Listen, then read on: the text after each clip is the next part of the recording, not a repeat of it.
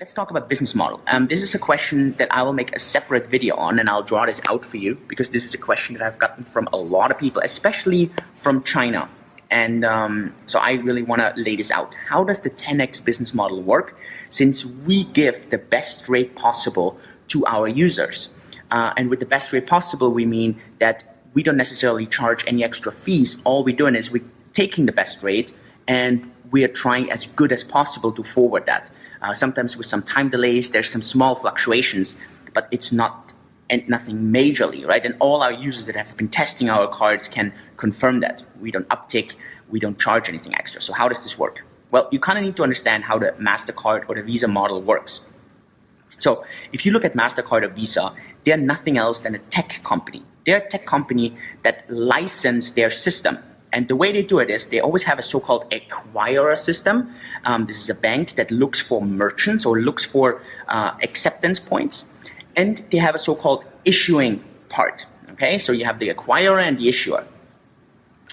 So when we work with MasterCard and with Visa, Edward. If you're outside of Singapore, we send everyone a Visa card. So let's talk about the issuing side. So TenX is on the issuing side.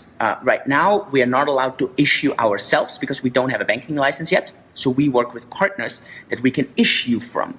We use various different partners, and that's where we issue from. So TenX is on the issuing side. We don't acquire. Acquiring would mean that we go out and we bring merchants into MasterCard or Visa. We don't do this. So the way it works is this way. Imagine a customer, a user, uses the TenX card and goes to a merchant and spends cryptocurrencies worth 100 US. And we just use this example because it's really easy to see.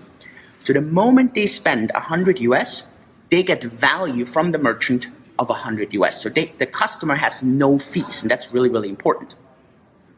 The way it works is this way.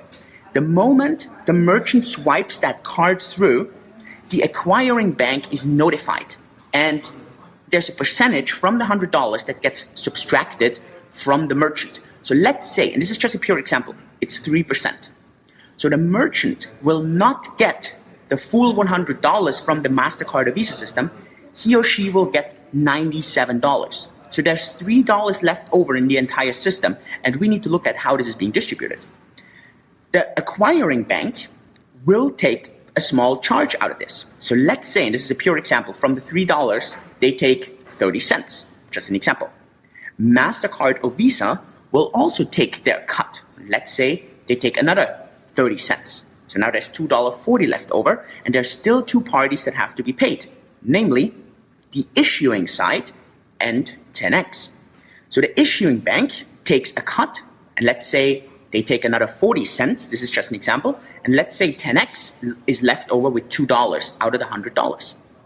So this is our income. From the $2, we take 50 cents because 0.5% of the entire spending goes to our pay tokens. So we use these 50 cents and we distribute it over all our pay token holders. And then we use 10 cents, 0.1%. We buy pay token off the open market and give that back to the customer who used the TenX card. And the leftover, so in this case, it would be $1.40. This is our net profit.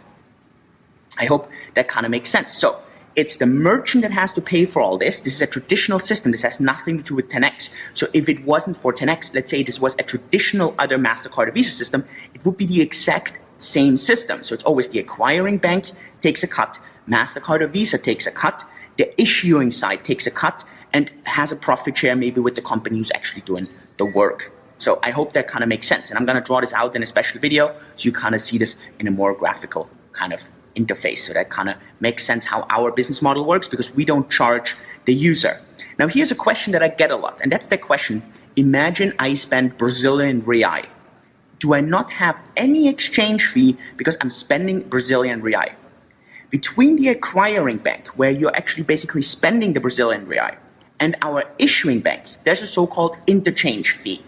And this interchange fee or rate includes a currency exchange. This is a rate that we can't influence. That's a standardized rate across the entire MasterCard or Visa system. It's always a small fee and you can't influence that. So if you spend anything else than US dollars or euros, you will have a small fee. But this fee is international, so there's no way to get around this fee. You would always have to pay that. So the reason I'm pointing this out is because people think that there's no fee on the interchange. We don't charge anything extra, but we just pass on the best rate that's available in that entire system. So I really hope that kind of makes sense.